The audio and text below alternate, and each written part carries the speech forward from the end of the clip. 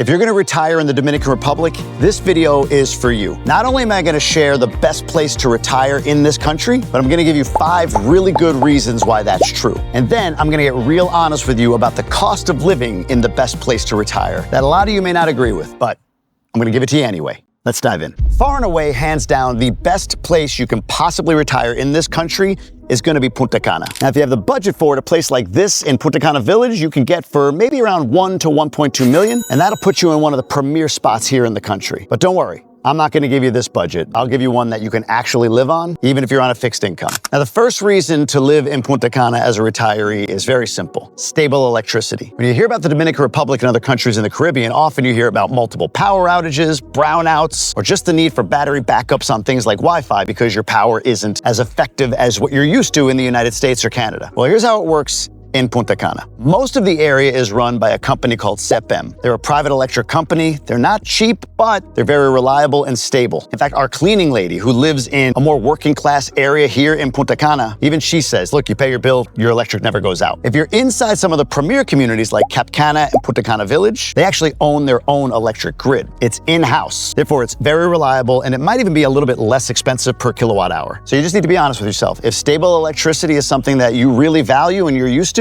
nothing better than Punta Cana in the Dominican Republic. All right, the second reason why Punta Cana is the best place to retire is equally as simple and probably overlooked. You ready for it? You can flush your poopy paper.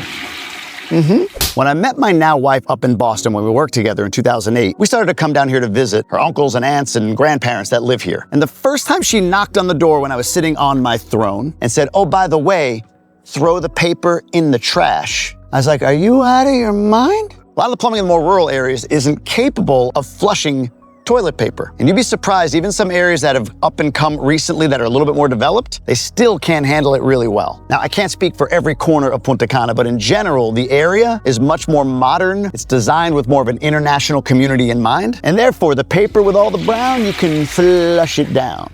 I don't know why I just came up with that, but I think it's kind of funny. Again, these first two, really, it's about knowing thyself. If that's not a big deal to you, cool. But if you visited here and you've had the unstable electric and had to throw away your toilet paper and couldn't flush it for a week or two, visiting family or friends or going off the grid, okay. But every day, I just don't buy that that's gonna be an everyday thing that people wanna do. Therefore, 2 points for Punta Cana as we move on to number 3.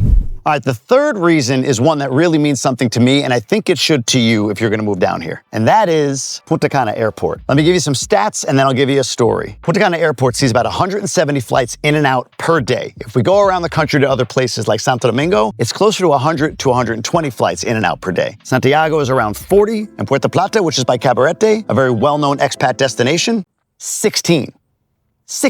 Now look, recently I had to get to Chicago last minute. It was like a Wednesday and I had to fly Friday. I went online, I booked a flight at Punta Cana Airport direct on United to Chicago both ways for about $500 with 2 days notice. And there were 4 or 5 other options, either direct or with a short connection that would get me there. Really good options, all under $1,000 on short notice. Out of curiosity, I looked at the other airports. You know what I found? You could get to Chicago too on short notice. But in all of the other 3, there were at least 2 stops to get there. And the starting ticket price?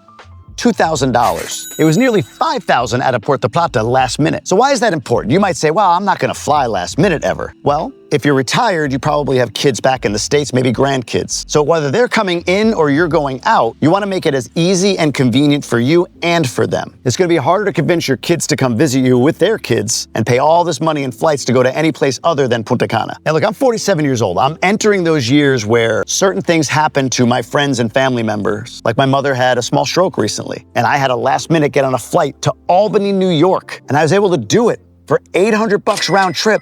Last minute with a quick stop in Newark. Good luck out of those other places. Retiring and moving here means you're going to be living here. And if you need to get access to the US or Canada or wherever on short notice and need multiple options, or if you want it to be affordable for your friends and family to come visit, nowhere beats Punta Cana and nowhere will for the foreseeable future. Props to Santiago for what they're doing with their airport. Puerto Plata will be bigger as well. Santo Domingo right now is an absolute mess, but there are big plans for it. But nothing beats Punta Cana. Don't forget that. All right, number 4 is for my friends watching this video that are not Spanish speaking, therefore not Dominican. Or maybe you are Dominican, but don't speak really good Spanish. And that is the prevalence of English. English in the Punta Cana area is easily accessible. I mean, hell, I barely speak Spanish. I'm really good in restaurants. I know how to eat, and I've learned how to at least understand conversational Spanish, but for me to speak it right now is still really hard. I'm working on it, but it's taking time. Now, I've got a bit of an advantage that my kids now, since moving here, are fully fluent, as of course is my wife. It was her first language. She lived here until the age of 12 before she immigrated to the United States. But I do have friends here that have moved to places like Australia and speak zero Spanish. And while it might be a little harder, it's nowhere near impossible to get around and maneuver in English in Punta Cana. Other parts of the country, you believe it or not, have a lot of English spoken. Education of people here under the age of probably 30 includes a lot of English language teaching. But still, Punta Cana is two things. It is a tourist destination that services a lot of Americans, Canadians, and others that speak English. And it's an international destination for people moving. Again, a lot of whom speak English, at least in part, if not completely. So if I'm retiring and I don't speak Spanish or I don't speak it well, but even if you're Spanish speaking like my wife is, as an adult, it's been like English adult language. You may want English as an adult here to communicate certain things and be comfortable with that. My wife says she learned adult Spanish after she moved back here as an adult, like reading leases and contracts. But for that sort of stuff, for her, English is just easier, and it's used heavily in Punta Cana. All right, let's go to number 5. And this is one that might be a little controversial, especially coming from me. You want to retire in Punta Cana because it has a large international community. Now, that's not a controversial statement, but this is what is. And this is speaking specifically to my Dominican friends who are looking to retire and move back to their homeland. I'll share what my wife said. She's like, look, I was born Dominican, but I'm not culturally Dominican. I get messages from a ton of people who make that point really clear. They've made the move, they've gone to a more remote or rural part of the country, maybe where their family grew up, the campo, as they say, or a less developed city, and quickly realize they're more American than they wanted to admit. I recently got a message from a gentleman who's 61 years old, and he moved back here a few years ago to the country, but he moved to a more like embedded Dominican town. Think like a small city suburb of Santo Domingo, something like that. Now, he follows my content and he DM'd me on Instagram, and he said something really, really interesting. Look, I was a few years old when I moved to the United States, but my mom has lived here in Dominican Republic for a long time. I moved back to be closer to her and to take care of her, and I completely underestimated how American I am. His exact words were this: it's so tigaraje around here, it's exhausting. Now, if you're not familiar with the term, it essentially is like a hustler. Just an attitude or way of being that is always seemingly trying to get an edge on you. So it is. It can be exhausting when you're constantly surrounded by that, where you just can't put your guard down, where you're always wondering what angle somebody's trying to take on you. But his big concern with Punta Cana is budget. He wasn't sure if he could afford to live there on a fixed income, but at the same time admitted he needs to come check it out because he just didn't account for the difference in culture. Again, born Dominican, but may not be fully Dominican culturally. Now look, I get that. I was born in New York, but I'm not a New Yorker. When I go back there, I don't fit culturally. I lived in Boston, I lived in Michigan. Of all of it, I probably fit most in Boston. Midwest wasn't quite for me. So again, it's a gut check. It's being honest with yourself. What are you? Who are you? And what do you really want with your golden years? Even as simple as, do you want to celebrate Thanksgiving? Do you want to have Halloween as a part of your annual traditions and customs? If your grandkids come down, do you want them to trick or treat? That's Punta Cana. The majority of the people living here are Dominican, but they're Dominican internationally, right? They lived somewhere else and they came back. So if you buy into the notion, or if you're honest with yourself, which I think most of you out there, my friends, you really are more American than you want to give yourself credit for. This area gives you the blend more than you will anywhere else in the country. I'm truly blown away and love the pride Dominicans have in being Dominican, no matter where they live. It's one of the things that endears me to this country. But one of the things that hurts the most is getting that message from a 61-year-old guy. And that's just one example. Saying, man, I underestimated it. Meanwhile, when I say that on these videos, a lot of people come back to me like, you don't understand. It's like, no, I think most people don't understand. That doesn't mean that people don't move here and live in other places in the country. Hey, this video, I'm just convincing you Punta Cana is the best. Doesn't mean it's the only. There's plenty of places you could go and live well as an expat with a great expat community. But when you combine everything I'm talking about, those 5 things, the plumbing, the electric, the airport, the English, and the international community, hands down, it's Punta Cana. Not perfect, but perfect for many of you, whether you're American, Dominican, or especially if you're both. All right, so what about budget? Let's get real honest on this for what you need to spend a month. And I'm gonna do this based on a retired couple. So man and wife living somewhere in Punta Cana. Assuming you've got plans to retire, the things I would suggest you do first and foremost are 2 things. 1, buy a place, pay it off. Get your $220,000 condo, 2 bedrooms, and get it paid off. And second, have plans to come down here and buy a car or ship yours, either one. I've got a video on my channel on the topic. I'll link it down below for you. But a paid off house and a paid off car are gonna give you a leg up. So let's assume you're there. Now, some feel like, well, I can live in Punta Cana for $1,000 to $1,500 a month, can't I? Look, I'll give this disclaimer because I have to. There's always ways to do whatever you want with your budget.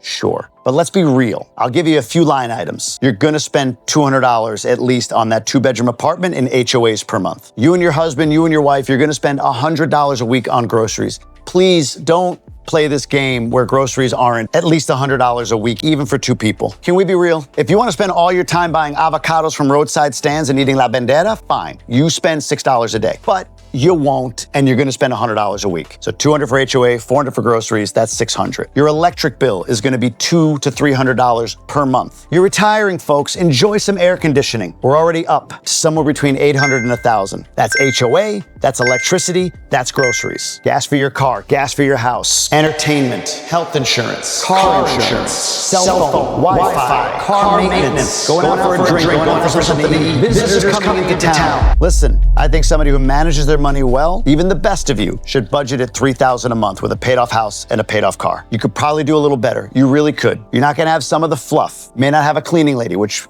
you're retired, like enjoy life. I would highly recommend a cleaning lady. Full-time for us, $600-ish a month, but even if you did once or twice a week, you could spend a few $100, $200, $300, and enjoy that convenience. You're also paying somebody locally, which is helpful to them. Don't forget, every time you go out, it's an 18% tax on everything you buy. I would budget for $3,000. It could go a little higher some months, it could be a little lower some months. But let's be reasonable. Not sitting in our box all day just because we don't want to spend any more than the $1,600 and be able to report to the world like, I live on $1,500 a month. But what do? You've worked, you've done your thing, you're retired. Go out and enjoy it. Come on. I hope I wasn't too harsh. You're older, your hearts may not be in as good a shape. I don't want anybody to fall out over this video. Sorry for yelling. I am. But I need you to know and understand. What did I miss? Or where am I right? Drop it down below. Let me know. Also, if you want more information and get closer to people that are actually making this move, check out the DR Inner Circle. Link is at the bottom below. And if Punta Cana is not for you, this video right here will give you other retirement spots in the country that you may have never thought about and that you could do for an even more budget-friendly amount. Check that out. I'll see you on the next one.